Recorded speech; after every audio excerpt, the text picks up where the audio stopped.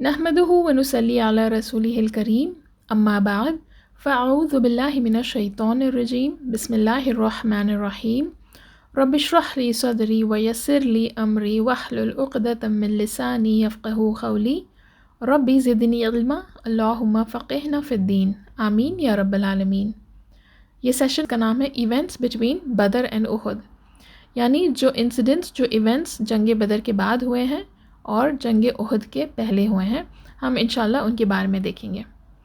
Last session میں ہم نے دیکھا کہ مسلمان جنگ بدر کے بعد نبی صلی اللہ علیہ وسلم کے ساتھ واپس مدینہ آئے، اور ان کے ساتھ کچھ مشرکون بھی تھے جو کیپٹیوز کر لیے گئے تھے، جو قید کر لیے گئے تھے، اور مدینہ آنے کے بعد نبی صلی اللہ علیہ وسلم نے ان کو رینسم پر چھوڑ دیا، یعنی ان سے مال لے کر ان کو آزاد کر دیے۔ اب دوسری طرف مکہ والوں کا حال بہت برا تھا، وہ لوگ مسلمانوں سے بدلہ لینے کے لیے بے چین تھے۔ کہا گیا ہے کہ ہر گھر غمگین ہوا تھا۔ تو اب جو صحابہ جنگ بدر میں پارٹیسپیٹ کیے، ان کا کیا مقام تھا اسلام میں، ان کا کیا سٹیٹس ہے؟ تو صحیح بخاری کی ایک حدیث ہے جو رفاع بن رافع سے نریٹ کی گئی ہے کہ جبریل علیہ السلام نبی صلی اللہ علیہ وسلم کے پاس آئے اور ان سے پوچھے کہ جو مسلمان جنگ بدر میں حصہ لیے ان کا کیا مقام ہے، یعنی نبی صلی اللہ علیہ وسلم کی نظر میں وہ لوگ کیسے ہیں؟ تو نبی صلی اللہ علیہ وسلم نے جبریل علیہ السلام سے کہا کہ وہ سب سے بہترین مسلمان ہیں، اور جبریل علیہ السلام نے ان کو جواب دیا، اور جو فرشتے جنگ بدر کا حصہ تھے وہ بھی سب سے بہترین فرشتے ہیں۔ تو دیکھیے یہاں پر اللہ یہ بتا رہے ہیں کہ اس دن مسلمانوں کے ساتھ ساتھ جو فرشتے بھی اس جنگ میں حصہ لیے تھے وہ بھی سب سے بہترین فرشتے تھے، کہ اللہ نے مسلمانوں کے لیے بہترین فرشتوں کی فوج بھیجی، سبحان اللہ۔ اور ان مسلمانوں کو بہترین کیوں نہ کہا جائے؟ کیونکہ انہوں نے جو کچھ بھی کیا وہ شاید کوئی اور نہیں کر سکتا تھا۔ کہ جیسے کہ ایک انسیڈنٹ ہے جس میں ابو بکر رضی اللہ عنہ کے بارے میں نریٹ کیا گیا ہے۔ یاد ہے نا کہ ابو بکر رضی اللہ عنہ نے بھی اس جنگ میں پارٹیسپیٹ کیا تھا، رائٹ؟ تو ان کے بیٹے تھے عبد الرحمن، اور وہ اس وقت جنگ بدر کے وقت مسلمان نہیں ہوئے تھے، تو وہ مشرکون کی طرف سے جنگ میں موجود تھے۔ تو عبد الرحمن نے کافی وقت بعد جب انہوں نے اسلام قبول کیا تو انہوں نے ابو بکر رضی اللہ عنہ سے کہا کہ جنگ بدر میں نے آپ کو دیکھا اور میں آپ سے دوری مینٹین کر رہا تھا تاکہ میں آپ پر حملہ نہ کر دوں۔ یہ سن کر ابو بکر رضی اللہ عنہ نے جواب دیا کہ میں نے تم کو اس دن نہیں دیکھا، اگر میں تم کو اس دن دیکھتا تو تم پر وہی حملہ کر کے تم کو قتل کر دیتا۔ سبحان اللہ۔ دیکھیے ابو بکر رضی اللہ عنہ کا ایمان، ان کے لیے اس وقت عبد الرحمن ان کے بیٹے نہیں تھے، ان کے دشمن تھے، اسلام کے دشمن تھے۔ تو ایسے تھے یہ صحابہ جنہوں نے جنگ بدر میں پارٹیسپیٹ کیا، اور اسی لیے اللہ نے ان کا درجہ بلند کیا، ان کے گناہوں کو معاف کیا، ٹھیک ہے؟ خیر، تو اب جب مسلمان جنگ بدر سے لوٹے تو کچھ ہی دنوں میں عید منائے، ٹھیک ہے؟ یاد ہے نا، کیونکہ وہ رمضان کا وقت تھا جب جنگ ہوئی تھی، رائٹ؟ تو اب یہ عید مسلمانوں کے لیے بہترین عید تھی جس میں وہ اپنے گھروں سے نکلے، اللہ کی عبادت کریں، اللہ کا شکر کیے کہ اللہ نے ان کی مدد کی اور ان کو جیت دلائی۔ اور دیکھیے اللہ سورہ انفال میں مسلمانوں سے کیا کہتے ہیں کہ اللہ نے مسلمانوں کو جیت دلائی، کہ اللہ نے مشرکون پر وہ مٹی پھینکی تھی، کہ اللہ نے اپنے فرشتوں کی مدد سے مسلمانوں کو جیت دلائی۔ اللہ نے ان کے لیے 1000 سے لے کر 5000 فرشتے بھیجے، رائٹ؟ تو اللہ بار بار یہ کیوں کہہ رہے ہیں کہ انہوں نے مسلمانوں کی مدد کی؟ یہ تو obvious سی بات ہے، رائٹ؟ کہ اللہ ہی تو سب کی مدد کرتا ہے۔ لیکن یہاں اللہ یہ اسی لیے کہہ رہے ہیں کیونکہ وہ مسلمانوں کو یہ یاد دلانا چاہتے ہیں کہ وہ اللہ ہے جنہوں نے ان کی مدد کی، ورنہ اللہ کی مدد کے بنا ان کو جیت حاصل نہیں ہو سکتی تھی۔ اور یہ اللہ کا ان کو بتانا، اس کے پیچھے کئی سارے ریزنز تھے۔ اللہ نے ایسا اسی لیے کہا تاکہ مسلمان جیت کی خوشی میں ایروگنٹ نہ ہو جائے، اوور کانفیڈنٹ نہ ہو جائے، مسلمان اپنے آپ پر فخر کرنے نہ لگ جائیں، ٹھیک ہے؟ ان کے اندر پرائیڈ یا ایروگنس نہ آ جائیں، کیونکہ دیکھیے جب انسان ایروگنٹ یا پرائیڈ ہوتا ہے تو وہ اپنے آپ کو سب سے بہترین اور دوسروں کو خود سے کمتر سمجھتا ہے، اور اللہ کو یہ ایٹیٹیوڈ نہیں پسند۔ اور اسی لیے اللہ ان کو بار بار یہ یاد دلا رہے تھے کہ اللہ تھے جنہوں نے ان کی مدد کی۔ اور دیکھیے یہ تو پہلی جنگ تھی مسلمانوں کی، رائٹ؟ ان کو آگے اور بھی جنگ کرنے تھے، اور اللہ نہیں چاہتے تھے کہ وہ اوور کانفیڈنٹ ہو جائیں، ٹھیک ہے؟ اس طرح اللہ مسلمانوں کی تربیت کر رہے تھے۔ دیکھیے سبحان اللہ، اللہ کا طریقہ مسلمانوں کو تربیت کرنے کا، رائٹ؟ تو اب کہا گیا ہے کہ جنگ بدر کے کچھ وقت بعد، اراؤنڈ 2 سے 3 مہینے بعد، نبی صلی اللہ علیہ وسلم کو یہ نیوز ملی کہ مدینہ کے آؤٹسکرٹس میں کہیں نارتھ ایسٹ کی طرف ایک عرب کی قوم تھی جس کا نام تھا غطفان، ٹھیک ہے؟ ان میں سے ایک کلان تھا جس کا نام تھا بنو سلیم۔ تو یہ لوگ مسلمانوں پر حملہ کرنے کے لیے مدینہ آ رہے ہیں۔ تو اب یہ لوگ کون تھے اور کیوں ان کو مسلمانوں سے دشمنی ہوئی؟ تو دیکھیے، مکہ کے مشرکون نے کافی ٹرائبز کو مسلمانوں کے خلاف بھڑکایا تھا اور جنگ بدر کی نیوز کافی لوگوں تک پہنچ چکی تھی۔ تو بنو سلیم بھی مسلمانوں کے دشمن بن گئے اور انہوں نے پلان کیا کہ مسلمانوں پر مدینہ میں ہی گھس کر اچانک حملہ کریں گے۔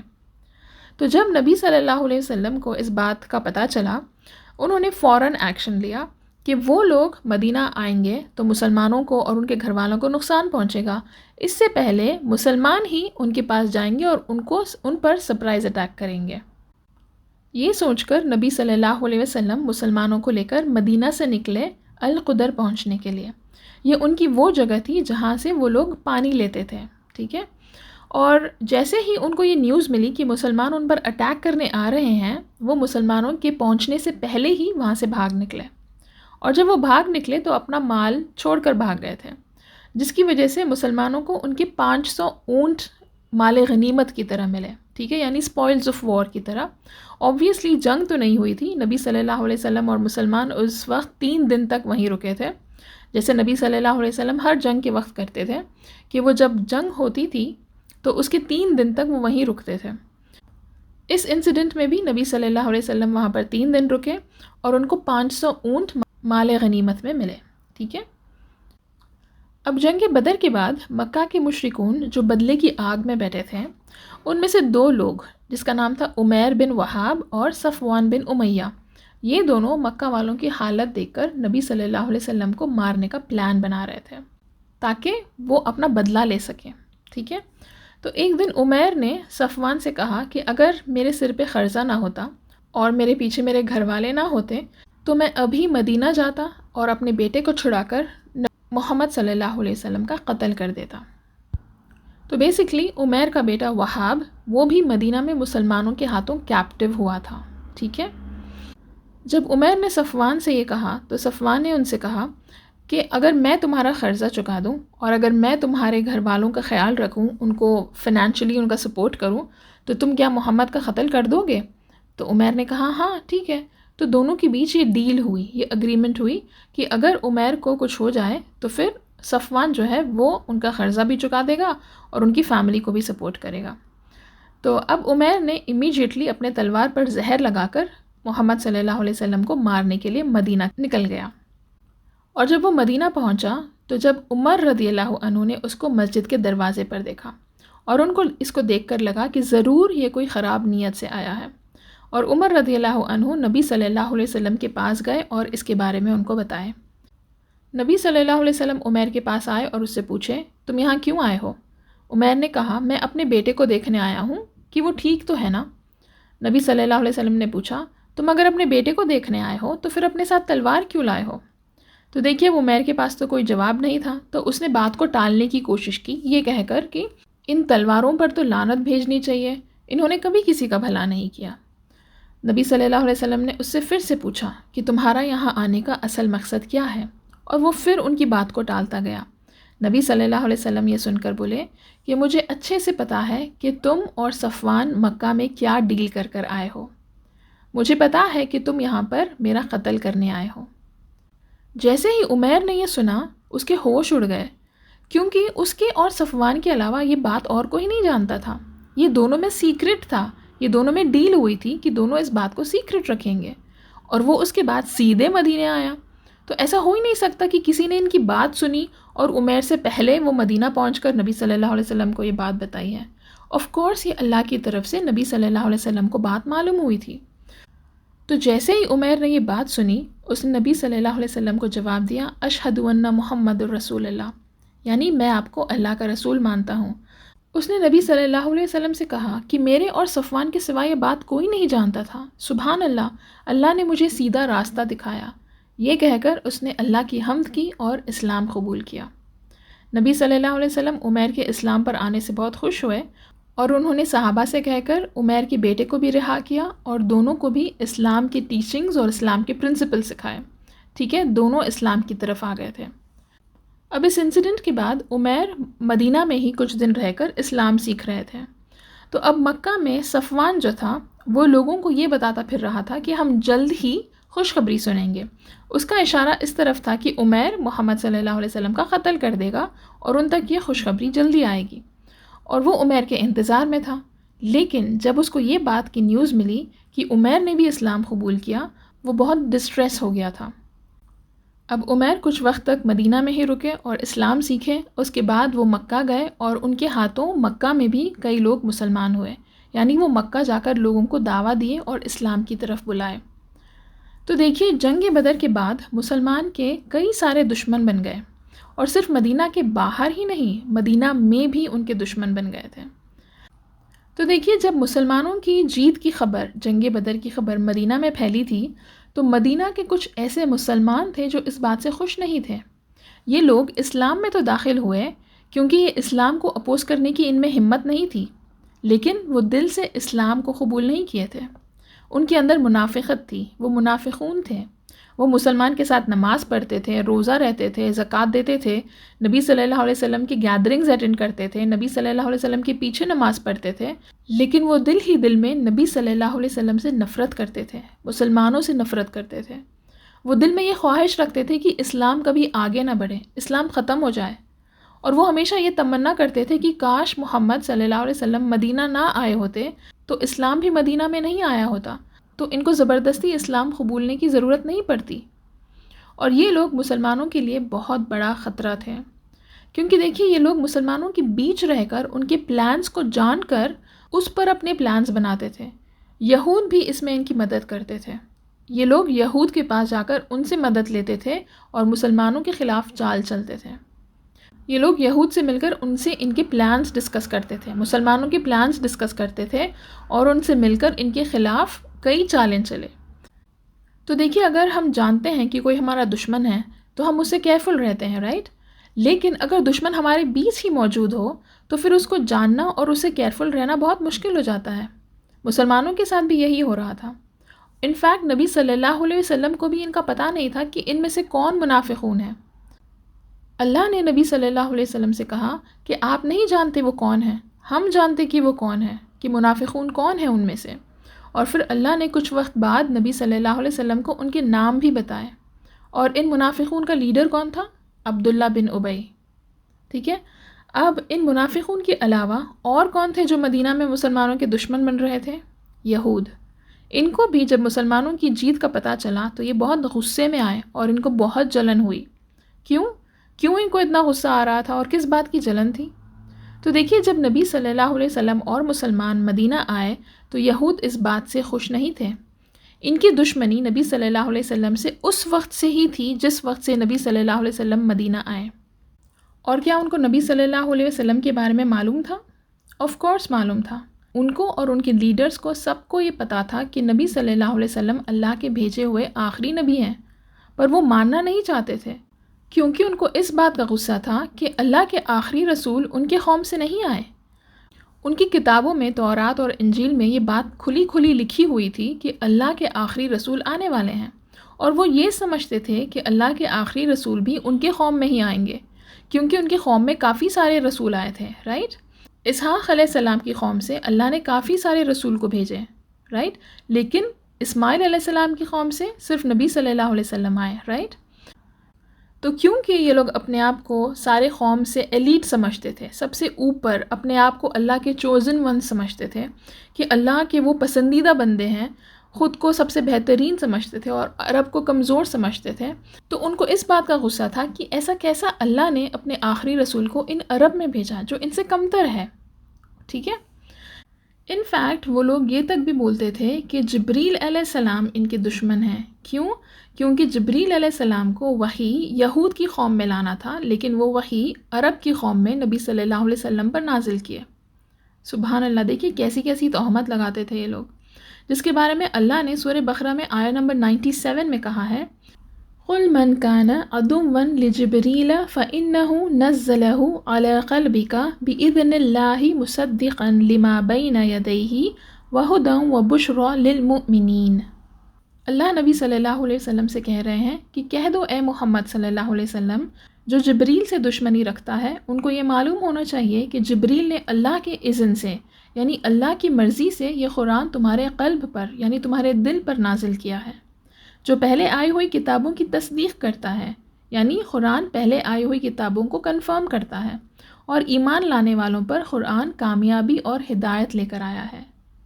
تو دیکھیے اللہ کہتے ہیں کہ جبریل علیہ السلام نے اللہ کی مرضی سے نبی صلی اللہ علیہ وسلم کے دل پر قرآن نازل کی، ٹھیک ہے۔ جو یہ یہود جبریل علیہ السلام پر تہمت لگاتے تھے اس کا جواب اللہ نے اس آیت میں دیا، ٹھیک ہے۔ اور سورہ بقرہ کی آیت نمبر 146 ہے جس میں اللہ کہتے ہیں الذین آتیناہم الکتاب یعرفونہ کما یعرفون ابناءہم وَإِنَّ فَرِيقًا مِّنْهُمْ لِيَكْتُمُونَ الْحَقَّ وَهُمْ يَعْلَمُونَ۔ تفسیر ابن کثیر کے اکارڈنگ اس آیت میں اللہ یہ کہہ رہے ہیں کہ اہل الکتاب کے لوگ یعنی یہود اور نصارہ اور خاص طور سے ان کے اسکالرز نبی صلی اللہ علیہ وسلم کو اتنی اچھی طریقے سے پہچانتے تھے جیسے کہ وہ اپنی اولادوں کو پہچانتے ہیں۔ اور امام القرطبی جو ایک پرومیننٹ اسکالر تھے ان کے اکارڈنگ عمر رضی اللہ عنہ نے عبداللہ بن سلام سے پوچھا کہ کیا آپ محمد صلی اللہ علیہ وسلم کو اپنی اولاد جیسا پہچانتے ہیں؟ تو عبداللہ بن سلام نے جواب دیا ہاں، اپنی اولاد سے زیادہ اچھی طرح سے محمد صلی اللہ علیہ وسلم کو پہچانتا ہوں۔ اور عبداللہ بن سلام کون تھے؟ یہ یہود کے سب سے بڑے لیڈر تھے جو اسلام قبول کیے۔ انہوں نے جب نبی صلی اللہ علیہ وسلم کو دیکھا، جب نبی صلی اللہ علیہ وسلم مدینہ آئے تو پہلی بار جب انہوں نے نبی صلی اللہ علیہ وسلم کو دیکھا تو وہ ان کے پاس گئے، ان سے بات کیے کہ دیکھو ان کو علم تھا، رائٹ، ان کو علم تھا کہ نبی صلی اللہ علیہ وسلم آنے والے ہیں، آخری رسول آنے والے ہیں، تو ان کو جو علم تھا اس کے اوپر انہوں نے نبی صلی اللہ علیہ وسلم سے سوال کیے، اور جب نبی صلی اللہ علیہ وسلم نے ان کو جواب دیے تو وہ جواب سن کر وہ فوراً اسلام قبول کیے۔ ان کو سمجھ میں آ گیا تھا کہ یہی اللہ کے آخری رسول ہیں۔ تو جب عمر رضی اللہ عنہ نے ان سے یہ پوچھا کہ کیا آپ محمد صلی اللہ علیہ وسلم کو پہچانتے ہیں، اپنی اولاد جیسا پہچانتے ہیں، یعنی یہ عرب اس وقت ایسے پوچھتے تھے، جس کا مطلب یہ ہے کہ کیا واقعی میں آپ ان کو اتنے اچھے سے اتنے کلوزلی پہچانتے ہو؟ تو عبداللہ بن سلام نے جواب دیا ہاں، اپنی اولاد سے بھی اور زیادہ اچھی طرح سے پہچانتا ہوں میں محمد صلی اللہ علیہ وسلم کو۔ تو دیکھیں یہاں پر مطلب یہ ہے کہ یہود کو بہت اچھے سے پتہ تھا کہ نبی صلی اللہ علیہ وسلم آخری رسول، اللہ کے آخری رسول یہ آنے والے ہیں، ٹھیک ہے۔ اور جب انہوں نے نبی صلی اللہ علیہ وسلم کو دیکھا، ان کے بارے میں سنا، جو کچھ بھی سنا اور جو کچھ بھی جانا، اس سے ان کو سمجھ میں آ گیا تھا کہ یہی اللہ کے آخری رسول ہیں۔ اس کے باوجود بھی انہوں نے نبی صلی اللہ علیہ وسلم پر ایمان نہیں لایا۔ کیوں؟ کیونکہ ان کو لگا اگر یہ لوگ محمد صلی اللہ علیہ وسلم پر ایمان لائیں گے اور ان کو اللہ کا رسول مانیں گے تو پھر ان کی قوم عرب کی قوم سے کمتر ہو جائے گی، عرب کی قوم ان کی قوم سے اوپر ہو جائے گی، رائٹ؟ ان کو اور زیادہ رسپیکٹ ملے گا، ان کا اور نام ہوگا، اور یہ لوگ ایسا نہیں چاہتے تھے۔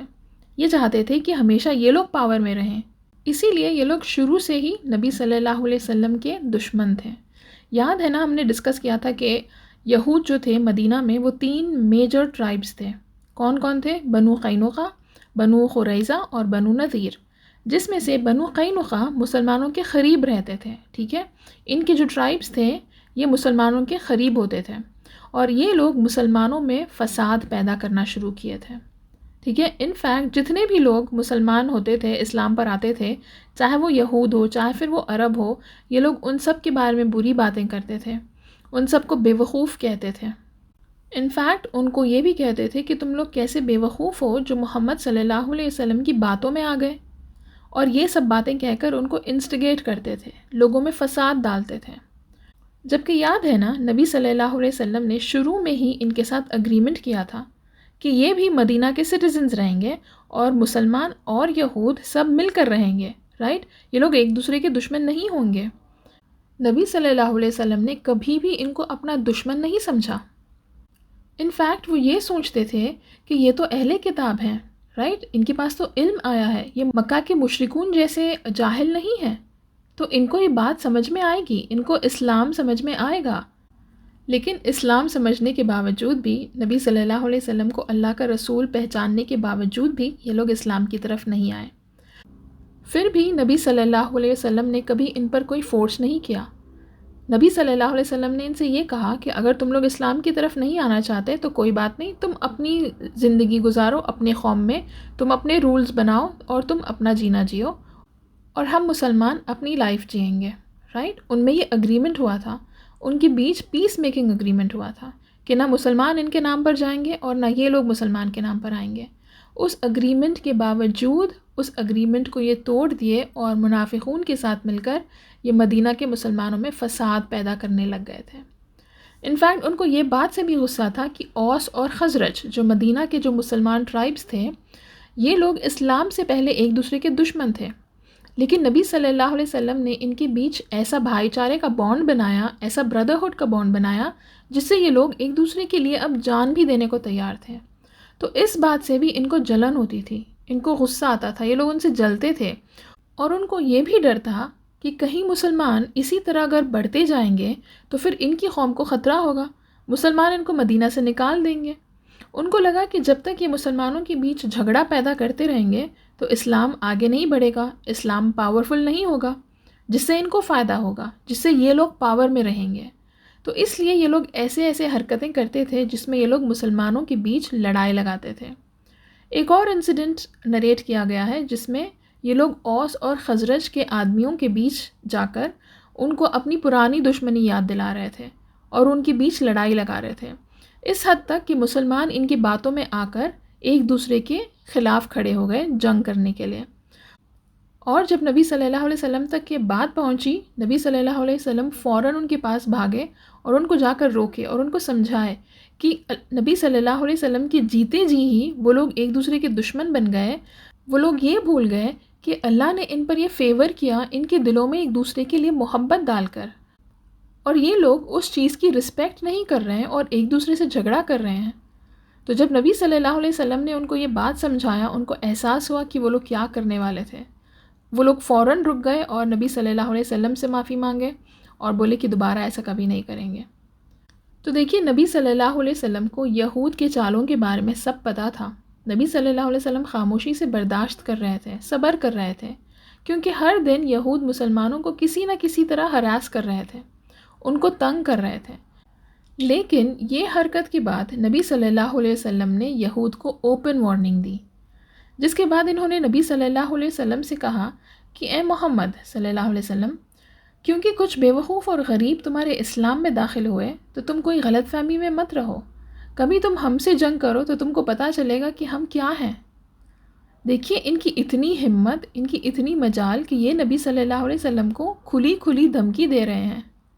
نبی صلی اللہ علیہ وسلم پیشنٹلی اس سچویشن کو ہینڈل کیے، وہ چپ چاپ وہاں سے نکل گئے، جس کی وجہ سے ان کو اور بھی غصہ آیا، کیونکہ وہ چاہتے تھے رائٹ کہ ان کے بیچ لڑائی جھگڑے ہو، یہ لوگ ایک دوسرے سے غصہ ہو، یہ لوگ اپنا غصہ دکھائیں، اور نبی صلی اللہ علیہ وسلم کا پیشنس بھی ٹیسٹ کر رہے تھے۔ اس کے باوجود بھی نبی صلی اللہ علیہ وسلم چپ چاپ وہاں سے نکل گئے، ٹھیک ہے؟ تو ہم اس سیشن کو یہیں روکیں گے اور انشاءاللہ نیکسٹ سیشن میں ہم کنٹینیو کریں گے، ٹھیک ہے؟ سبحانک اللہم و بحمدک، اشہد ان لا الہ الا انت، استغفرک و اتوب الیک۔ السلام علیکم ورحمۃ اللہ وبرکاتہ۔